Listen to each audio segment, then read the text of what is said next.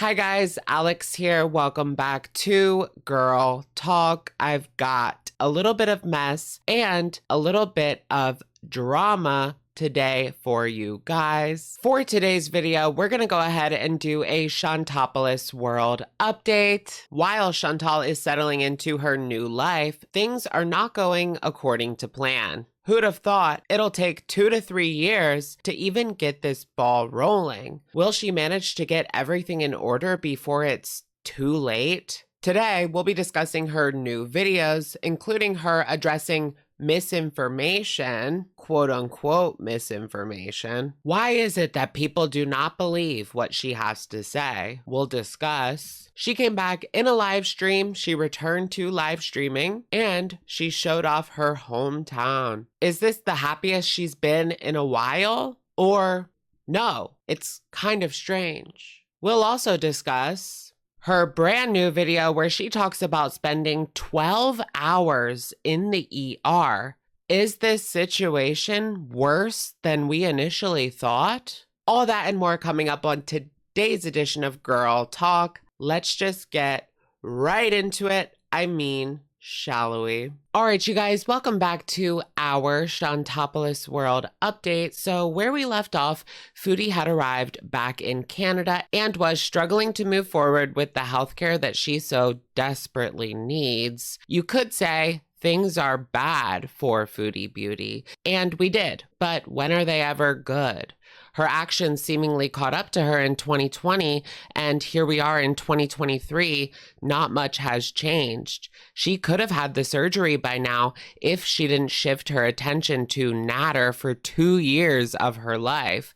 For most of those 2 years, 2021 and 2022, she was chasing this man. If she chased a good doctor like she chased him, we wouldn't be in this predicament now, would we? We will begin by discussing her masterpiece called Misinformation About Me, which is of course filmed in her car, which led me to speculate on Twitter if she is unable to film in her mom/aunt's house. I'm thinking that after the car almost being towed situation type deal, she's not allowed to film in there. Her family wants nothing to do with her YouTube channel anymore. So this is where we're at. She goes on a tangent about this planner. I just feel like she'll do it for a week and then it'll collect dust in a corner somewhere. I have to wonder if she gets her own place, what about her stuff? She's going to have to buy furniture, right? At least a bed. And then she's just going to leave it all there to go to Kuwait again, just like she did in the villa, leaving thousands of dollars of furniture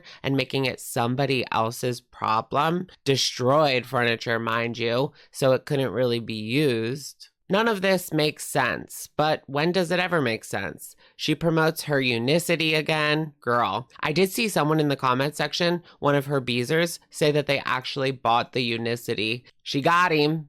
She wanted to come on and push back on some of these narratives that she was kicked out of Kuwait because of their diabetic policy that says expats can't be residents if they have diabetes. She doesn't really address it though. She instead switches the focus to the price of healthcare, stating that she pays out of pocket for her healthcare, but she can get insurance in Kuwait despite all of her issues, she claims. And then she says, I may or may not have insurance in Kuwait. You don't know. But in the same video, she's complaining about paying out of pocket, so clearly she doesn't have it. Girl, stop it. She states that we are going crazy with the theories and conspiratorial thinking, and that people state those conspiracy theories as facts. Now, I like to think that I make it very clear what is rumor and speculation versus the facts, but she says that people take these conspiracy theories as fact and then call her the liar. Girl,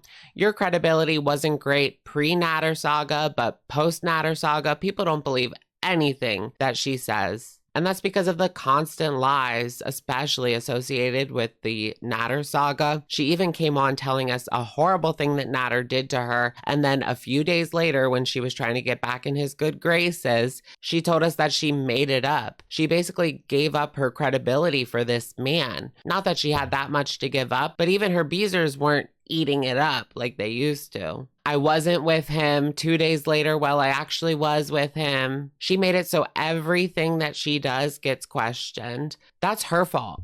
People turn to rumors and speculation because they're looking for the truth, and they don't think they're going to get it from you because of years of lies. She says that the policies aren't so black and white when it comes to diabetic expats. So did she get kicked out? She says no, but I'm not entirely convinced. She claims it was impulsive in the end for her to go to Canada, and she was inspired to get weight loss surgery on social media, probably TikTok. But we know that even that isn't the truth. She was on here a month and a half ago stating that she wanted to go home. It's okay to be homesick. It's okay to go back.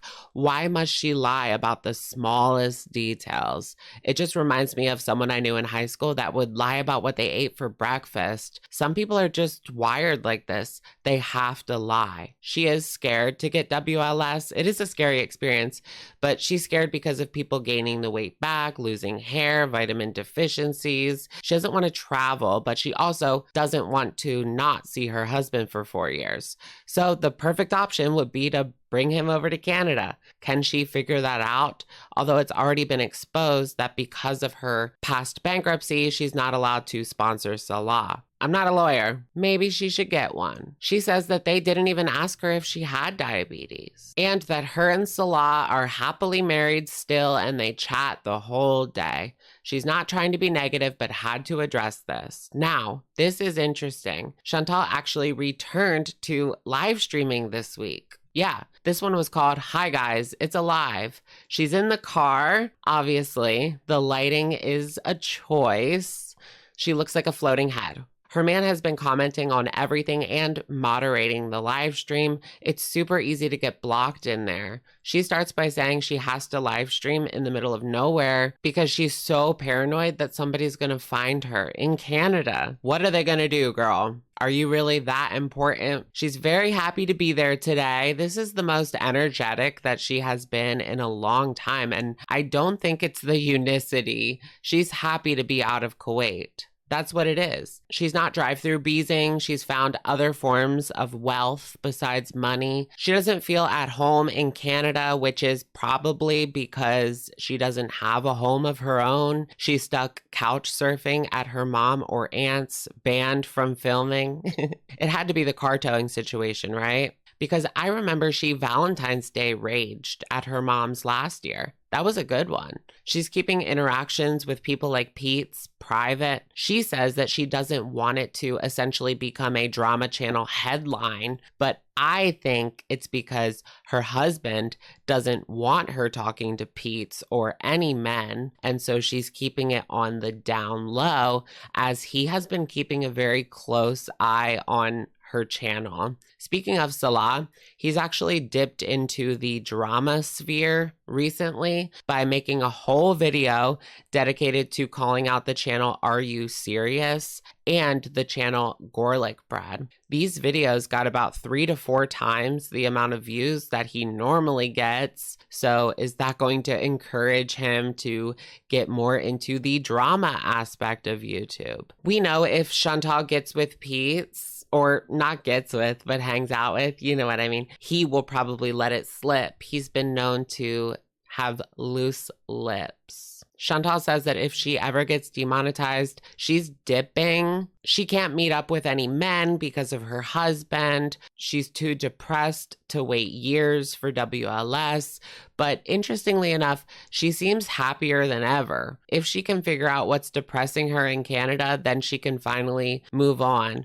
But like I said, she's so happy in this live stream, like way happier than she ever was in Kuwait. Maybe this is just like the honeymoon phase. Or is this a show that she's putting on for Salah? She's telling everyone she's depressed so that Salah thinks she's upset that she's no longer in Kuwait, but she is really happy to not be in Kuwait, in my opinion. What is her real feelings? Will the real Foodie Beauty please stand up? She says the surgery wants her to lose 70 pounds on her own, or at least that's what she read online, and says if you can do that, why even get the surgery? Can she even do that? Well, there you go. You could lose it now and be ready for that surgery come 2 to 3 years down the line.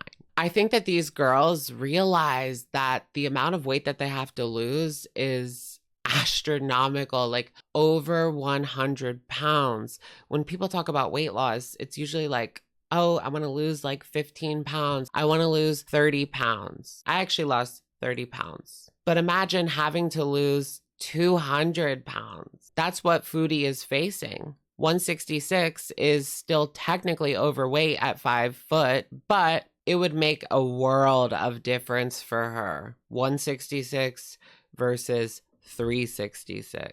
And Amberlyn Reed, sitting at, I would guess, around 520 right now, needs to lose at least 300 pounds to get to around 220. It's hard to even wrap your head around that. Okay, next, we're going to breeze through Hometown Diaries' best Chinese buffet and driving down memory lane. She's going to show us around Ottawa/Cornwall area in upcoming vlogs. Didn't this woman just say she's keeping everything private? Now she's showing us around where she lives. It just doesn't make sense. She's having a snack food funeral. Everyone knows this isn't going to be the last candy bar she's going to have. Stop this. It's not a joke anymore. It's the cycle we have seen over and over again. I'm in dire need of help. Then she gets mad when people are like, lady, what are you doing? The mentality of the fast food funerals can't be healthy. She claims to be getting recognized all over Ottawa-Cornwall area. She loves Canada, but it's hard to be away from her man. All you need to know about this video is that she went to the Chinese buffet and then the ER. Yes, because her newest video, she claims that she was in the ER for 12 hours. She was gone from YouTube for a full day, which is kind of unusual for her, especially lately. And little did we know she was in the emergency room. What I'm most surprised about is that she didn't post a selfie to her community tab of her in the hospital bed. I guess she thought that people would call the hospital. That's so sad. She has a story time, so take everything with a grain of salt. Rule number 1, Chantal lies. So she was there for 12 hours. How it happened, she initially went to an eye doctor appointment, but she was dizzy right before going in. She was worried. She was thinking the worst, a possible diabetic coma. She thought she could just go to the ER, get insulin, and leave. But no. It's not a family doctor. It's not a walk-in clinic. Her blood sugar was very high. Was this related to the buffet? How much did she eat? Because she even mentions in the video that she feels like an a-hole for all the food she ate at the buffet. Nonchalant, not a care in the world. What does her family think about this? Because they obviously invited her, right? Or was this all her idea? She was in the waiting room getting impatient because it was taking quite a while. She was expecting this to be fast. Didn't she just say that the wait time was 20 hours? Well, obviously it wasn't this time. They ended up holding her for observation, and she seems so nonchalant about this. Does she realize that one day, if she doesn't do something fast, she will walk into that ER and never come back? So what she has is hyperglycemia, and they were worried if she didn't go in right when she did, it would have developed into ketoacidosis. She's learning now that this is no joke. Really, girl, this is what it took. She's not taking her metformin. She doesn't seem to really care all that much. Every time something like this happens, we say that she's crazy if she goes back to the junk food. Well, I'm telling you right now, she will go back to eating junk food with no care in the world. This woman does not care. So why should anybody else? They gave her bad hospital food and she complains about it. She says they gave her full sugar apple juice and a sugary muffin, so she complains about that too. She thought it was weird they gave her all that sugar because she's in there for diabetes. They didn't end up prescribing her insulin. I think that she thought she could go in there and get a quick prescription. But they just told her to continue taking her metformin and follow up with a family doctor that she doesn't have. Did she communicate to them that she doesn't have a family doctor? Maybe then they would have given her insulin. No family doctor. She'll be back. She'll be back. So she leaves the ER, goes to the parking garage, and claims that she got stuck in the elevator. She's afraid of elevators. How many times now has she gotten stuck in an elevator? It almost seems statistically impossible. She does say that she pried open the door. She did? Yeah, right. I'm not really buying the whole elevator thing. And some aren't even buying the ER story. Like I said, rule number 1, Chantal lies. She took to her community tab to share her medical records. I would never share my medical records online. Who cares, girl? Here it is, more proof to back up my ER story. Now I am actually being accused of making this up. LOL. I am just sharing my journey, and people have to spring to make videos or comments calling me a liar or desperately sniff out holes in my story or invent things, etc. Sad state of humanity.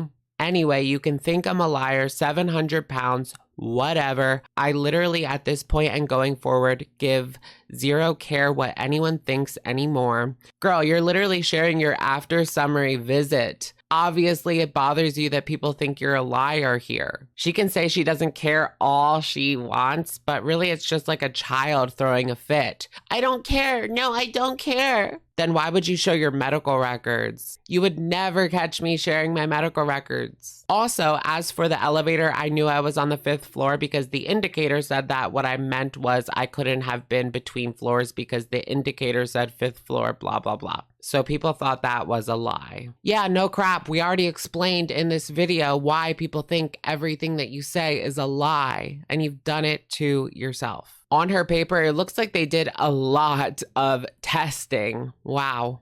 But most of the records are censored. At the end of the ER video, Chantal says that this is it. This is it. This will finally be the thing, the catalyst that makes her get her life together. And all I have to say is, we will see. All right, you guys, that's going to be it for today's video. Let me know what you guys think in the comments down below. This was a wild ride. And I will, of course, catch you guys in the next one. All right. Bye, everyone.